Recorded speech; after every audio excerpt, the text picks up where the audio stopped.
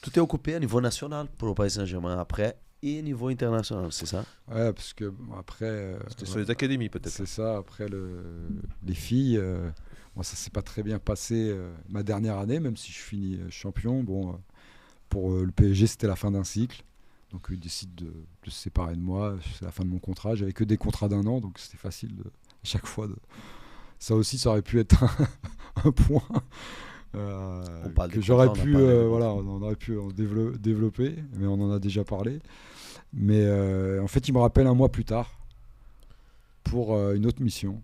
Et moi, je reviens parce que le projet, en fait, il me plaît parce que voilà, comme tu vois, j'ai fait une école de foot, j'ai été directeur technique très jeune. La structuration, ça me plaît. Et bon, j'avais fait quelque chose de bien avec les filles. On avait mis le centre de formation en place. Les filles, elles sont sorties. Bon, et tiens, comment je pourrais me relancer? Là, on me propose quelque chose. En fait, personne n'en voulait quasiment. C'était directeur des PSG Academy. Et pourquoi? Parce que PSG Academy, c'était juste un truc commercial. Si tu viens, t'inscris ton gamin, il a un survêt PSG. Et voilà, et il joue à l'Urban Foot et tout le monde est content. Il joue qu'une fois par semaine. C'est parce que en fait les mamans elles préfèrent l'emmener là parce que au moins le samedi il y a pas de match. Là il est content. Voilà. Plus facile quoi. Voilà. C'était sport comme les autres. Voilà, c'était comme ça qu'il le voyait. Et en fait, je me dis là en fait c'est différent parce que c'est le centre de formation qui me demande de prendre ce poste. En fait c'est PSG Merchandising qui gère la partie, parce que c'est eux qui vendent des franchises, donc ils vendent c'est des écoles franchisées qu'on a, donc c'est un partenaire qui paye pendant 3 ans, obligatoire, l'exploitation du nom Paris Saint-Germain Academy. Et après, il a l'exclusivité sur tout son territoire pour exploiter la marque. Et donc, moi, en fait, moi,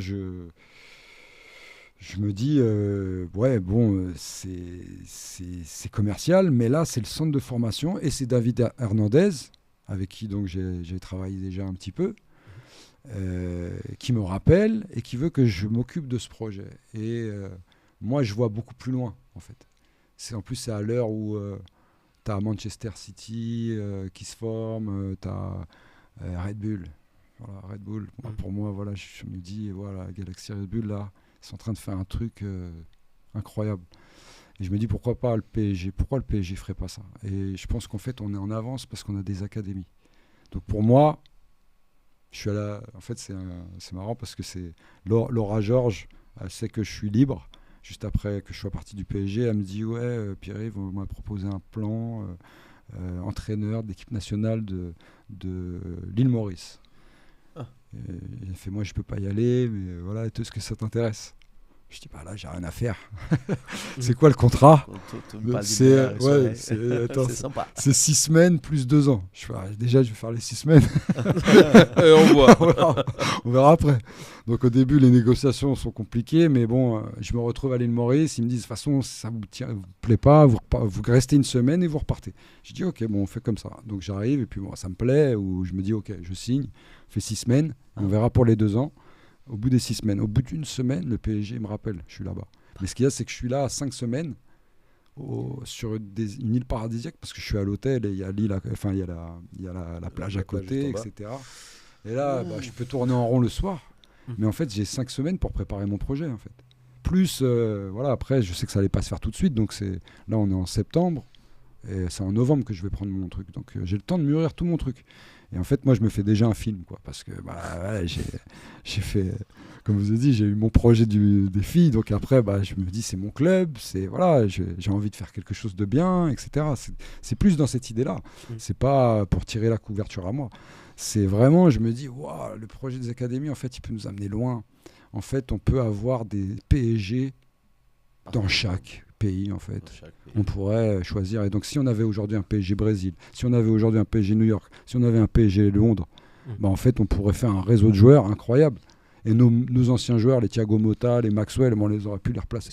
On aurait pu les placer au Brésil sur leur fin de carrière. Mais aussi ceux qu'on développe au Brésil, les jeunes, ils vont nous coûter moins cher parce qu'ils sont déjà dans le réseau. On fait comme City, en fait.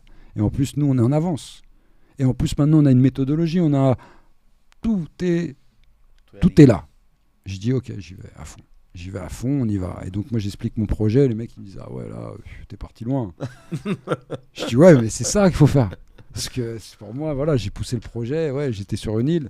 Et bon T'avais je suis à plus de l'inspiration. 100 ans là, je suis à plus de 100 ans, je suis désolé je suis pas à plus de 10 ans, je suis à plus de 100 ans mais c'est comme ça que ça va finir. Et donc bon voilà je suis à fond dans mon truc parce que de toute façon pour accepter un projet il faut y croire. Et moi je suis passionné donc j'ai dit voilà comme avec les filles. Tout le monde au début me dit les filles c'est pas possible, c'est Lyon, c'est pas voilà. Et quand on a gagné avec les filles, avec le PSG, avec les jeunes, bon bah voilà on commence à t'écouter. Donc là je me dis voilà on a tout, on peut le faire. En fait il y a juste à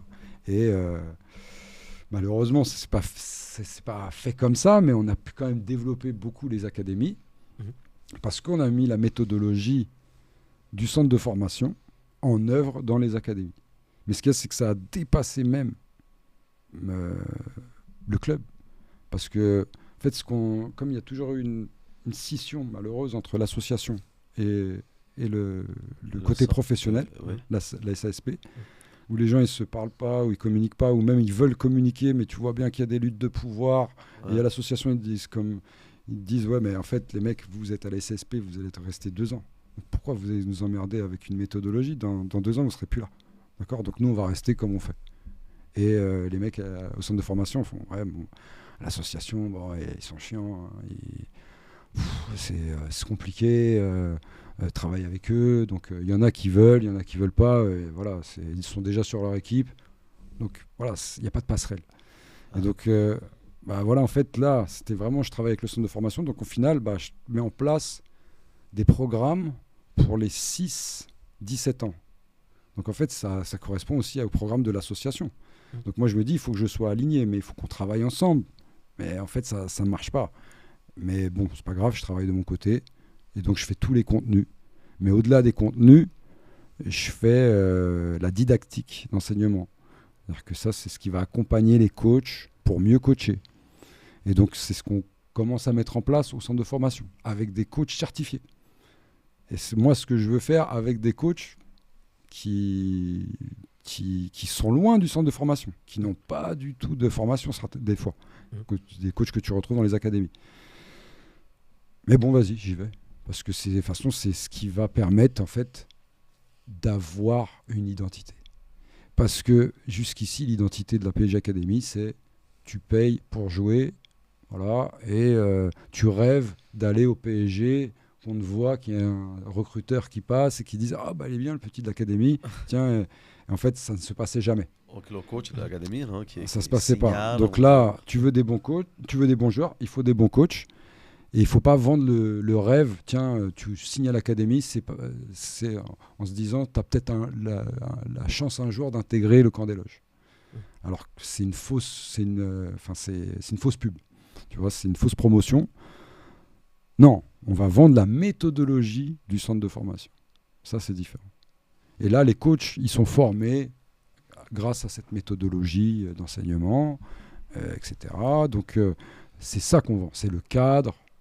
C'était un long process, c'était un long combat même avec les propriétaires d'académie pour qu'ils changent aussi leur mindset. Parce que c'était trop facile. Viens ici, c'est les bons, il va là-bas. Ouais, mais c'était aussi trop dur pour eux de changer le modèle. Parce que pour eux, ils achetaient un modèle. Pour eux, ils se disent, quand est-ce que mes joueurs... Moi, je suis en Égypte, mais quand est-ce qu'ils ils vont au PSG? Quand est-ce que vous venez chercher un de mes joueurs? Ouais. Je leur dis, mais non. Mais déjà, le mec, après, ils se retrouvaient comme ils avaient été escroqués. Parce que je lui dis, en fait, c'est impossible. Déjà, rien que par les lois, tu ne peux pas venir. Avant 18 ans, ton meilleur joueur égyptien, il ne peut pas venir au PSG. Donc... Non, mais ouais, on peut faire des échanges. Mais on ne pourra pas faire un joueur, un Égyptien qui va, tu vois, venir au PSG avant 18 ans. C'est pas possible. Et même à 18 ans, on ne va pas aller le chercher. Parce que voilà, il faut vraiment que ça soit extraordinaire. Ça peut, voilà, c'est jeter une pièce en l'air. Tu vois. Donc, qu'est-ce que tu vas vendre? Tu vas vendre la méthode du PSG. Et par contre, on va faire des trucs à Paris, on va faire des stages, des tournois, etc. Tes meilleurs joueurs, ils viennent, ils font l'immersion. Mais on ne leur vend pas, surtout pas. On doit faire différemment des autres aussi, tu vois, parce que pareil, à la Juve, c'est ce qu'ils vendaient, dans toutes les petites académies, c'est ce qu'ils vendaient, même au Barça, Ouais. Même s'il y avait quand même un programme, bah, ils étaient aussi dans la survente. Ouais, bah, si ton jeune il rentre au Barça, Miami, peut-être qu'un jour il finira en Catalogne, quoi, tu vois. Et donc il fallait surtout arrêter ça parce que et vendre, mettre de plus de qualité. Donc moi c'est ce qui m'a plu et c'est ce qui m'a occupé pendant 4 ans à la PSG Academy en tant que directeur technique. Et ça s'est développé très rapidement. Est-ce que tu as fait le nombre de pays que tu as fait où ça s'est développé, ça s'est mis en place? Ouais, bah après, tu vois, c'est pareil. Il y a on perdait des licences. Il y a des pays où, justement, les deals avaient peut-être été pas très bien faits. Parce que c'est un modèle aussi compliqué. Hein, et il faut faire confiance. Le mec, après, sur place, t'es pas là tous les jours derrière. Donc, des fois, il y a eu des problèmes. Donc, ils ont arrêté. Par exemple, il y a eu un problème en Arabie Saoudite. On avait déjà une académie là-bas depuis très longtemps. Et elle a disparu depuis disparu en 2018 ou 2019. Donc ça a duré très peu de temps. Et aujourd'hui, et le pays du foot, actuellement, c'est l'Arabie Saoudite. Donc on doit être présent. Donc il y a un projet qui va repartir. Donc en fait, il y a des... Mais c'est un autre modèle, quoi. Ah ouais, ça sera avec des gens qui apportent plus de garanties. Mais ce qu'il y a, c'est qu'au PSG, malheureusement, on regardait trop le portefeuille plus que forcément les compétences de l'investisseur au départ. Donc après, on le guide, mais on ne lui impose pas. Au Barça, par contre, si tu prends une académie, tu es obligé de prendre un éducateur du Barça. Tu sais combien il est payé, tu sais ce qu'il va utiliser comme programme. Okay. Nous, il n'avait pas ça. Donc on a créé le programme, un peu à l'arrache. Mais il y a des pays qui peuvent demander ce package-là, qui peuvent dire moi je veux un éducateur quand même de. Ouais, ça ils l'ont fait. On a envoyé des éducateurs, par exemple en Russie, et où tu as Michael Gaudrier qui est maintenant à Hong Kong, avec la PSG Academy aussi, mais entre les deux, il a en Russie, il s'est développé en Russie, il est devenu directeur technique d'un club russe, il s'est marié là-bas, il a incroyable sa vie, il a appris le russe, etc. Il a vécu la guerre en Russie, là, et là maintenant il est à Hong Kong. Et lui, c'était en fait une demande de l'investisseur là-bas, donc, qui voulait. Voilà. Donc il y avait déjà. Aujourd'hui, ça c'est la réalité ou pas? Oui, il y en a. C'est comme au Barça. En fait, il y a beaucoup. Non, toujours pas. S'il y a l'ouverture du Paris Saint-Germain Academy au Brésil, c'est les le mec, s'il veut prendre son copain, même un mec qui connaît pas le foot, il peut le prendre. S'il connaît un joueur pro qu'il aime bien. Et donc, il n'y a pas de méthodologie Paris Saint-Germain. Et donc, si là, moi, je lui donne. Ah, il va suivre la carte. Voilà. Alors après, comme je l'impose pas, mais maintenant, comme les gens, ils ont vu que ça fonctionnait, etc. Aujourd'hui, on a des résultats. Et puis maintenant, celui qui vient, il fait comme les autres. Il est un peu obligé. Comment ça se fait que ça fonctionne? Il respecte la méthodologie. Ah ouais, d'accord. Donc on va respecter, tu vois. Mais c'est très dur de changer de méthodologie parce que, comme je disais tout à l'heure, il faut dépasser tes croyances, tes limites. Et ça, c'est pour ça que je dis parfois, c'est plus facile de prendre quelqu'un qui part de zéro. Quoi. Exactement. Exactement. Parce que c'était le problème des Espagnols quand ils sont arrivés. Ils ont dit, là, en fait, on est en train d'installer des choses, mais c'est des gens, nous on n'a rien gagné, et en face eux ils ont déjà gagné des championnats, ils ont des vies, des palmarès, des vies sportives déjà impressionnantes, donc pour qu'ils nous écoutent, il faut qu'on aille très très doucement. Et c'est vrai que il manque je pense un an. On a raconté ces passages parce qu'après on a coupé cette conversation. Les deux Espagnols qui sont venus du Barça. Ouais. Enfin, il y en a un qui était au Barça, qui était, je pense, même directeur du Barça Academy, comme moi. Pas réellement de. Peut-être qu'il a eu une équipe au Barça, mais il n'a pas eu. Où il a eu 13, mais il a été aussi directeur de Barça Academy. Du Barça Academy, c'est là. C'est en fait comme Paris Saint-Germain Academy. C'est la partie. C'est les réseaux d'écoles franchisées. Ok. Tu vois. Donc il est venu ici pour implémenter. Qui s'appelait FCB Scola avant et qui s'appelle Barça Academy comme PSG Academy maintenant. Ok. Il est venu avec une autre personne. C'était deux expériences. Il est venu avec quelqu'un que si je peux considérer aussi comme un mentor, au même titre que Daniel Aravaudet, c'est David Hernandez, Ligero. David Hernandez Ligero, et c'est les deux concepteurs de la méthode Econo. Et donc ils sont venus à cette période. Je sais pas, je pense que c'est Olivier Létang qui les a fait venir. Mais sans réellement savoir ce qu'il proposait, je pense, d'ailleurs. Mais enfin, il savait qu'il y avait une nouvelle méthode. Donc, il quitte le Barça pour venir ici, Il quitte pas le Barça. Ils étaient, consultant. ouais, ils étaient consultants. Ils travaillaient déjà pour des fédérations. La Finlande, le Japon. Ok. Voilà. Et donc, pour quelques clubs, des clubs suédois notamment. Et moi, j'avais déjà... En fait, dès que j'ai su qu'il y avait ces gens-là qui venaient, moi, je me suis intéressé à la méthode et je suis allé à Barcelone faire une semaine en immersion avec eux. Et donc, c'est pour ça, quand je suis arrivé, bon, on se connaissait déjà un petit peu, pas avec David et Carles, mais ils savaient que j'avais participé aussi au stage et que j'étais intéressé par la méthode. Et pour moi, elle m'a convaincu. Hein. De toute façon, là, je leur ai fait la pub, ils m'ont rien demandé. Hein. Mais vraiment, bon, voilà, je suis encore très proche d'eux. Et pour moi, ça vaut le détour parce que ça permet d'implémenter énormément de programmes dans le club qui vont permettre de développer, comme on disait, un ADN, une identité. Et que ça perdure pendant des années. Et là, on voit que pendant 2 ans, ils l'ont fait. Et qu'aujourd'hui, au centre de préformation et de formation, il y a encore, je te disais, des stigmates. Et ça, c'est qui à la préformation, pas à l'association? Et c'est que à la SASP et pas à l'association. C'est que à la SASP, mais aussi dans les académies. Et l'association a évolué, bien sûr. Parce que à l'époque, on avait un autre directeur technique, il y a encore des gens qui profitent pour ça aussi. Et voilà, tout le monde a profité en fait de tout ça. Et maintenant, je pense qu'ils travaillent un peu plus, ils collaborent davantage, même s'il y a encore cette scission. Et Carlos t'en parlait, hein, tu as vu, il y a toujours, ils se disent tous les ans, ouais, l'année prochaine, on va faire comme ça. Et puis à chaque fois, ça se passe différemment. Parce que c'est toujours des problèmes d'argent et de priorité, tu vois. Et la priorité, malheureusement, c'est pas la N3, mais c'est pas comme ça qu'il faut prendre le projet. La priorité, c'est le développement des jeunes. Et là, justement, lui, il est concerné. Mais avec l'expérience qu'il a, etc., moi, je lui dis, lâche ta N3. Mais après, je comprends aussi. Parce que, comme il dit, sinon, ça sert à rien, l'association. Et pour moi, à l'époque, quand j'ai connu le Paris Saint-Germain, il n'y avait pas de scission. Il n'y avait pas association SASP.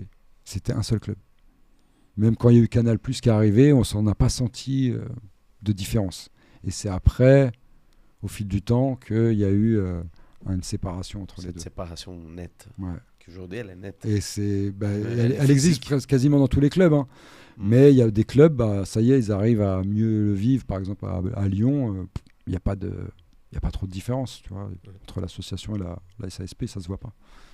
Parce qu'ils considèrent leur coach aussi bien que... Enfin, un coach de U8, il est aussi considéré que le coach des U19. Ils savent que dans la maille, dans le parcours de formation, c'est aussi important, en fait. Voilà.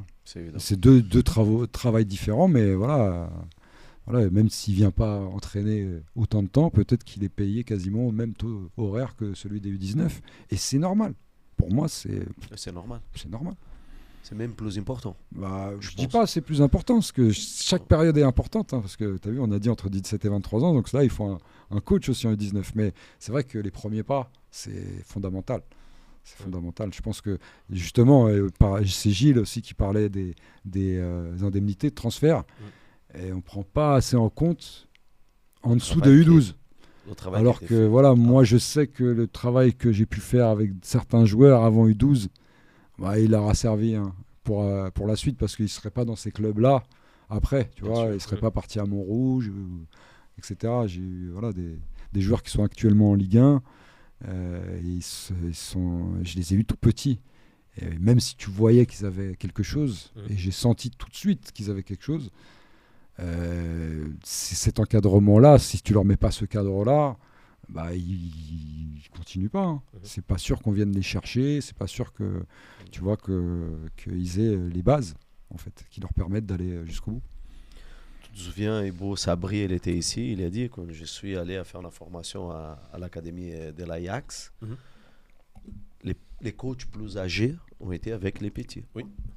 C'est vrai qu'il nous a confirmé ça. Et c'est vrai que c'était surprenant d'ailleurs parce que Parce que lui, il avait soif de voir.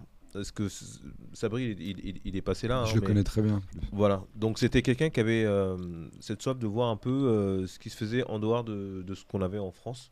Et aussi de s'enrichir. Et je pense que quand on est coach aussi, on est parfois là-dedans. On va voir un peu ce qui se passe ailleurs pour voir si on est dans le vrai ou pas. En fait, c'est le travail du coach. C'est ça. C'est le travail du coach, c'est de s'enrichir tout le temps, de piquer à D'avoir droite, à cette gauche. curiosité, exactement, toujours cet esprit un peu ouvert, de manière à voir ce qui... C'est comme tu disais, tu vois, on s'approprie ce qui nous plaît, on le reprend un peu à notre compte, à notre sauce, Exactement, et on crée sa méthode. c'est ça. Sauf que, voilà, c'est bien d'avoir toutes ces expériences, mais c'est encore mieux si tu as une méthode commune et que, justement, dans la conception des exercices, etc., là, tu ramènes un peu de ton expérience tout en restant dans le cadre de la méthode, de la méthodologie qu'il y a sur place, l'objectif commun à respecter. Il faut s'adapter à chaque club. On va dire les méthodes que tu as mis en place sur la partie PSG Academy, sur la manière de travailler, sur les exercices, les jeux et tout ça, les situations. Est-ce qu'aujourd'hui c'est toujours en place? C'est toujours... Ouais, c'est toujours d'actualité. C'est même renforcé parce que mon collègue Benjamin Horry, que tu connais peut-être, qui était là avant moi et qui lui a commencé à 18 ans en tant que référent technique PSG Academy International. Très bon niveau d'anglais parce que il est un peu il a une maman anglaise, donc ça aide, et il y a très peu de coachs en France qui parlent anglais. Donc il a commencé très jeune à côté de Jérôme Klein, qui lui aussi a fait partie du réseau PSG Academy, qui est maintenant recruteur à Manchester United, qui était recruteur et entraîneur longtemps chez nous pendant 18 ans au PSG. Il continue à faire perdurer la méthodologie qui est en place. On a mis tellement de cœur à l'ouvrage pour le mettre en place, même nous, pour la digérer, parce que même le programme que j'ai monté à l'époque, j'avais pas encore digéré toute la méthode, j'avais pas encore conscience de tout, et il fallait que j'aille vite, parce qu'il fallait, ça faisait 2 ans qu'il n'y avait pas de nouveaux directeurs. Les séances qui étaient faites auparavant, on nous disait qu'elles étaient un peu vieillissantes, etc. Et c'était beaucoup d'analytique. C'était aussi ce qu'on faisait au PSG à l'association. C'était j'arrive, je fais des jongles, je fais de la coordination. Sauf que nous, on ne s'adresse pas au même public. Tu as des gamins, il y en a, c'est parce que c'est le PSG que le père il vient et il dit moi j'aurais rêvé de le faire, donc vas-y tu viens, tu vois. C'est des gamins, ils ont même pas de niveau, il y en a, ils veulent même pas être là, ils veulent même pas faire du football, et il y en a ils veulent être des grands joueurs, mais bon, ils ont aucune coordination, c'est pas des joueurs choisis. Donc tu pars de zéro. Alors bien sûr tu en as, comme tous les autres, comme dans toutes les cours, tu en as qui sont très bons, tu vois, qui est pas très bon, mais qui sont intéressants, qui ont plus de facilité. Et après, c'est archi formateur, parce que là, tu t'adresses à des clients. Et du coup, c'est tout le monde sur le même pied d'égalité, parce que papa, il paye cher. Ils payent tous cher, ils veulent tous la même attention pour leurs gamins. Donc, tu vois, en tant que coach, c'est pas la même chose que tes joueurs que des fois tu peux considérer comme des pions. Tu vois. Là, t'es vraiment... tu dois faire attention à cette partie-là, et pour moi ça te fait grandir en tant que coach. Je sais plus où j'en venais. La méthode, c'est la méthode utilisée et donc la méthode, actuellement c'est toujours la même. C'est toujours la même au club. C'est toujours la même dans les académies. C'est la méthode de l'association ou de la préfo? Non, en fait, qu'on a développé avec le centre de formation. Et en fait, comme disait, le questionnement, mais c'est aussi dans la conception des séances, c'est dans l'animation. C'est dans les interventions pédagogiques, c'est dans le développement de la perception du joueur.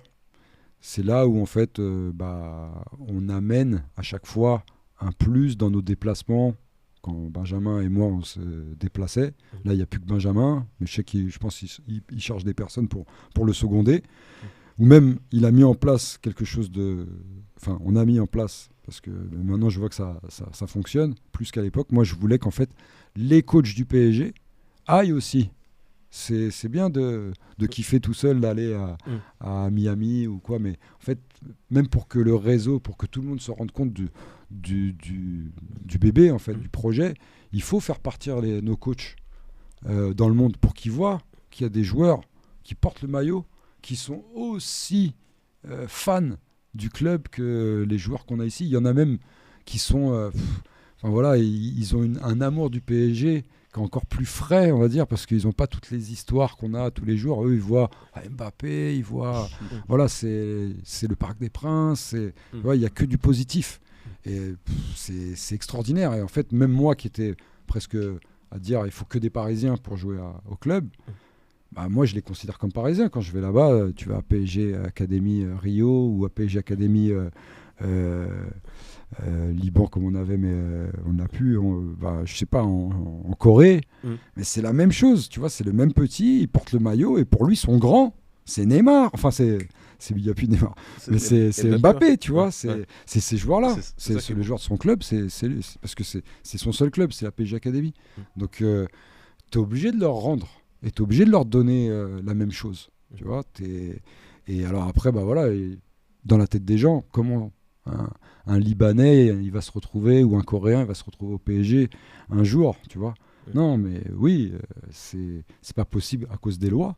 Mais par contre, le bien qu'on fait à toute la marque PSG quand on est sur place, parce qu'il y a des clubs, il y a des pays, il n'y a pas d'école de foot, ça n'existe pas. C'est que des petites académies comme ça. Et là, bah, tu ramènes un cadre, tu ramènes une façon de faire, etc. Bah, rien qu'aux Antilles, moi c'est une de mes plus grandes fiertés, j'ai ramené la PSG Academy aux Antilles. Ça a toujours été mon rêve de monter une académie. Moi j'ai une femme de là-bas et on a toujours dit les Antillais ils ont du talent, etc. Et il n'y a qu'à regarder les chiffres. Et donc moi j'avais toujours une idée de construire une académie là-bas, et en fait c'est venu grâce au projet PSG Academy. Et ben aujourd'hui ça profite à toute l'île, parce que quand on est arrivé tout le monde était méfiant. Donc après, bah, les clubs, ils ont commencé à mieux travailler, la ligue, etc. Ils se sont dit, ah ouais, mais attends, ils vont nous prendre des joueurs. Après, donc ils ont commencé à faire les choses un peu plus carrées, à se renforcer. Derrière, nous, on a réussi à faire partir des joueurs au centre de formation. C'est parce que là, pour le coup, ils sont français, et donc c'est plus facile. Et voilà, c'est extraordinaire. C'est extraordinaire. Donc ouais, ce projet-là, il profite vraiment à tout le monde. Et si derrière, on n'avait pas mis en place une méthode aussi importante, à la hauteur en fait du projet, bah, ça serait de donner à manger à des cochons, quoi, si tu veux. Là, on était obligé. Et c'est pas, on ne doit pas considérer l'entraîneur de PSG Académie, je sais pas où, comme un moins que rien. En fait, c'est un éducateur comme nous, et en fait même il est des fois bien meilleur que ceux qu'on a à l'association, et il y en a même au centre de formation, parce qu'il y en a, ils ont un vécu extraordinaire. Il y en a, ils ont été joueurs pro, il y en a, ils sont passés par d'autres parcours, et cette richesse-là, elle est incroyable. Donc voilà, c'était important, ouais, de mettre en place tout ça. En tout cas, on le ressent, c'est vrai qu'on en sent. Il est passionné. Voilà, on ressent cette passion que tu as quand tu parles de la PSG Academy. Ça fait plaisir, parce qu'on voit qu'il y a des choses qui pétillent en toi encore là. Ouais, bah, c'est Paris Saint-Germain. Projet. Le PSG, c'est compliqué. C'est sûr que même s'ils m'ont maltraité, parce que là, j'y suis plus. Si demain on me demandait d'y revenir, je réfléchirais pas trop, je pense. Même si, bon, je regarderai quand même ce qu'on me propose. Mais voilà, c'est plus facile, c'est naturel. Parce que il le disait aussi, je crois, Carlos, c'est vrai que quand tu vas dans un autre club, t'as pas la même saveur. Quand tu mets maillot, moi voilà, c'est dans ton ADN. C'est pas la même chose. Ouais, tu vois, il y a le cœur. C'est moins lourd, c'est moins. Voilà. C'est pour ça. Ouais. Oui, Carlos, il évoquait beaucoup de fois ça. Non, c'est ma maison, quoi. Ouais, exactement. Mais c'est la maison de tout le monde. C'est ça. Il faut pas l'oublier aussi, et on peut pas se l'approprier. Le PSG n'appartient pas à plus à l'un qu'à l'autre. Il appartient à n'importe quel supporter du Parc des Princes. Mais moi, c'est vrai que j'avais une vision de mon club Ouais. Et chacun a sa vision du club. Pour moi, voilà, il pouvait le tirer au maximum. Et comme je te dis, voilà, aller voir des joueurs partout dans le monde, des éducateurs, des gens qui portent la fierté de porter les couleurs du PSG tous les jours, etc. Mais ça te fout un coup, tu vois. Et tu te dis, mais en fait, ça coûte rien de mettre des PSG partout. Moi, on m'a dit, c'est Nasser, parce que Jean-Claude Blanc avait aussi un peu cette idée, je crois. Mais c'est Nasser qui veut un seul Paris Saint-Germain. Après, il veut peut-être aussi un modèle. Mais moi, je ne lui demandais pas de faire plusieurs Paris Saint-Germain, il n'y en a qu'un. Mais par contre, faire des PSG, tu vois, comme des RB Salzbourg ou RB Sao Paulo, comme ils ont fait, c'était faisable. Tu mettais PSG New York ou PSG ce que tu veux, tu vois.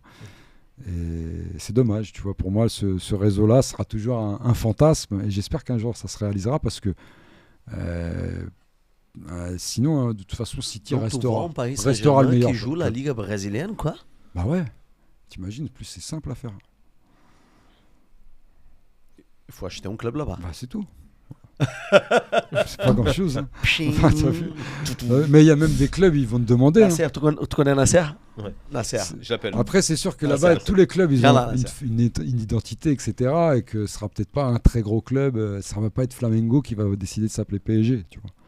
Mais ça peut être PSG, je sais pas. Non, le Red Bull, il a fait ça avec une équipe moyenne. Ouais, de D2, il est monté. Non, même pas. Je crois qu'ils étaient en D2. Enfin, c'était pas une D2, c'était pas la D2, mais c'était la division Paulista, le championnat Paulista. Oui, c'est un club de la région de São Paulo qui jouait la D1 de la région de São Paulo et qui peut-être qui a été dans la Ligue 2 du championnat national. Ça leur a suffi pour recruter. Oui, mais c'était déjà un club bien structuré. Il y a toujours un club avec une organisation carrée, société, quoi. Et puis même, tu regardes leur jeu, et nous, on les a observés. Quand justement on mettait la méthodologie en place, tu voyais bien qu'il y avait une ADN. C'est-à-dire que les joueurs, ils attaquaient à 2000. Et que quand il fallait se replacer, ils revenaient à 2000. Comme Red Bull donne des ailes. Tu le voyais. Et d'ailleurs, on a pris des volets. Hein. Thiago Motta, il avait pris un 5-0, je crois, quand on est parti au Red Bull. Et tout le monde disait, mais ils sont impressionnants. Bah ouais, ils étaient très agressifs. Bah, comme le Red Bull, sur le marché des... Et là, voilà, ça pour moi, ça vaut plus que la victoire du week-end. Parce qu'en fait, on te reconnaît. Tu vois. Et c'est ça pour moi l'ADN. C'est-à-dire que tu peux entraîner, même si t'es pas dans tes PSG, mais tu vois un groupe au loin, ils s'entraînent en vert, mais de la façon dont ils s'entraînent, comment ils s'entraînent, tu peux savoir que c'est le PSG qui s'entraîne. Parce que, tu vois, tu as tout reconnu, tu vois la manière de faire, le process, etc. Ça, c'est PSG. Et ça a plus de valeur que n'importe quelle victoire du week-end. Il y a le Red Bull, le groupe City, je pense qu'il y a des autres qui sont en train de faire ça, mettre en place, acheter des City, clubs partout. C'est encore plus fort. C'est City, c'est encore plus fort. Ouais, je pense. Ça s'appelle l'équipe brésilienne, à la base, elle s'appelle Bragantino. Bragantino Red Bull. Hein, c'est ça. Qui aujourd'hui est en train de se battre pour être champion national. Donc, vous imaginez. Ouais, et puis ils mettent 2 équipes en Ligue des Champions. Alors nous, ce serait pareil. Hein. C'est sûr que si on a un PSG en Italie et en Angleterre, on aura peut-être 3 équipes du PSG en Ligue des Champions. T'imagines. Mais c'est pas grave, c'est le groupe PSG. C'est le groupe PSG. C'est le groupe. C'est le groupe. Après, ça reste les mêmes équipes en fait. Mais c'est toi qui as amené une méthodologie. Mais c'est pour ça que, en fait, c'est ça qui me fait mal au PSG. C'est-à-dire que tu as l'association qui travaille d'un côté, le centre de formation, et tu as les pros. Oui. Au Barça, 3 entités différentes. Voilà, tu avais tout ça. Même si là, ça a été un peu cassé, tu vois. Là, je pense qu'ils reprennent des bonnes bases, tu vois. Mais c'est ça, en fait. L'Ajax, c'est ça. Lorient, tu vois, des clubs, tu sais que voilà, ils ont une marque de fabrique, ils ont une façon de faire, et ça perdure pendant des années. Ça, c'est... Et c'est pas... tout est cassé, en fait, juste quand tu arrives chez les pros. En fait, tu as une éducation toute ta période de préformation-formation, et tu arrives chez les pros, en fait, il n'y a plus rien. Tout vole en éclats, et un coach qui arrive, c'est pas lui qui s'adapte, c'est toi qui dois t'adapter. c'est pas, l'ADN est c'est parti. pas, et c'est reparti. Et donc il faut tout refaire, il faut tout remixer. Après, on peut faire avec ça. C'est-à-dire que si c'est comme ça, si on l'a pris en compte que tous les 2 ans ça change, eh ben il faut mettre en place une méthodologie qui respecte cet environnement-là. C'est tout. Tu vois, c'est juste ça. C'est qu'en fait, il faut juste se parler, il faut se dire qu'est-ce qu'on fait en fait. Tu vois, c'est où on va. Et le problème, c'est qu'il n'y a pas de stratégie sur le long terme, même sur le moyen terme au PSG, quoi.